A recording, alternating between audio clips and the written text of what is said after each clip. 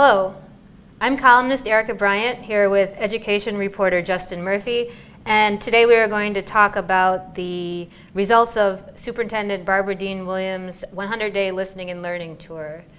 The plans that came from her effort to get information and advice and recommendations from various stakeholders in the education system and parents and kids. The results of that came out last night, and we have sort of an idea of, well, when I say sort of an idea, I'm going to have to say that there were not a whole lot of specific recommendations that came out of the effort, or what would be your opinion? You really mean sort of. Well, this was sort of a big night because superintendent took office, I don't know, 3 or 4 months ago, and has really made a point of not disclosing a lot about, she hasn't come out. Normally we see the new superintendent or a new leader of anything say, I'm coming in, here's my vision, here's what I want to do. She didn't do any of that. She said, I need to spend a lot of time listening first, assessing what's going on before I shake the earth. So last night was sort of her first pronouncement, and even though she tried to downplay it and say it's not her ideas, because it came from like several thousand people who had input in this, a lot of teams that she created, but that was kind of the buildup. We thought that this was going to be the first thing that we got, and I guess what you're referring to is that we didn't end up with any top level, big interesting plans. Like when Dr. Vargas came in, he said we need to focus on attendance, and everybody kind of knows what that means. What we saw in these plans yesterday and last night was a little bit more not as easy to digest, I would say. So, for example, one of the recommendations that came out was that they should, quote, articulate a theory of action and establish cross-functional network teams, providing direct support to schools through articulated systems and processes to strengthen teaching in our classrooms. So like we have a theory of action for our podcast here, for instance. I don't. So basically, the meeting last night and really these plans were not for public consumption. It's more sort of them looking at their bureaucracy and figuring out ways that they can potentially improve it. And there were about 7 students who came to the meeting, and they left because they were so confused and bored. Well, for me, the energy isn't that good. I'm not gonna say I'm not interested in everything, because obviously I'm very interested. I want to do everything, but it's just like, it seemed like, I don't know, it's like separated. It's like no spirit in it, really. It's just like statistic based, and it's just like, that's kind of boring. Like, it's not even interactive, really. So people, we just listen to them talk, and it's like they got a mellow tone. So it's like, once you hear it so long, it's like, okay, when are you gonna stop?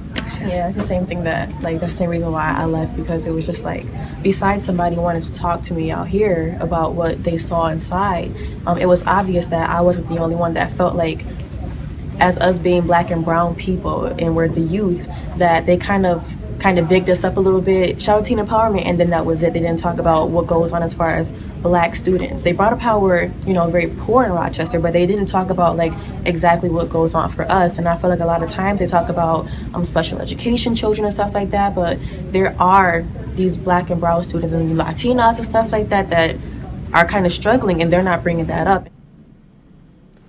So I love it when the kid says, when are you going to stop talking? I mean, Erica, we're education reporters. We get paid enormous sums of money to sit through Board of Education meetings and read documents and make sense of it. This was like almost a parody of a Board of Education meeting. But I'm going to come to the district's defense a little bit here, because what we always get from new leaders, from anybody, is everybody knows that we're tired of poor performance in the city school district.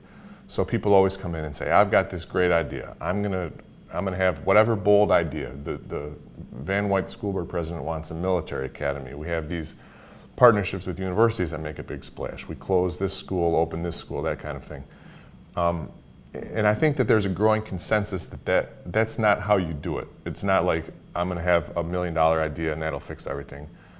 because people within the district that we talk to all the time say it's not a matter of what the priority is, it's how we execute it or don't execute it. And the reason that fails is that people aren't on the same page, there's turnover, people don't know who to talk to about whatever is going on. So when Barbara Deane-Williams says she didn't come out with a big headline-worthy proposal, she just said, in extremely dense, boring paperwork and presentations, basically we're going to work on making sure that people are communicating better, that people feel valued at schools, that there's better relationships. And I mean, that's kind of the nature of the thing. If you need to work on systems stuff, which I think we all agree on, then you're going to write a report about systems stuff, which is inherently a boring topic, even if it's important. Right, right. And after the meeting, I was able to speak to her for a couple of minutes, and she said that her main priority right now is going to be to go through the budget line by line and try to shake out whatever extra money can be found in this $800 billion budget to get more. $800 million. Oh, sorry, not billion, not billion.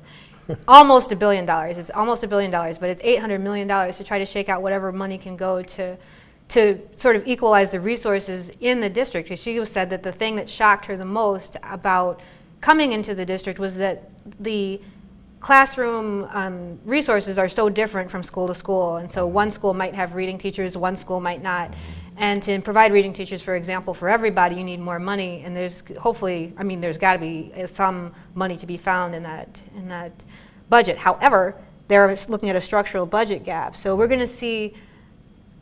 I think that there's going to be some exciting news coming out of the city school district. Because what's the size of the gap that they have to close? It's They like said 65 million, which is the largest that they've had in a while. And, you know, as little came out of this that's like really actionable. They call for a lot of task forces and further studying, that sort of thing. But in less than 2 months, they're going to need to come out and say, these are exactly the dollars we're spending on X, Y, and Z. And there's going to be some things that we're used to now that aren't in there anymore. Right. They also talked about at the meeting certain mandated services. Like we've covered a lot of special education problems in the district, for instance, and a lot of the reason behind them is that they don't have enough specialists to conduct assessments that they need to.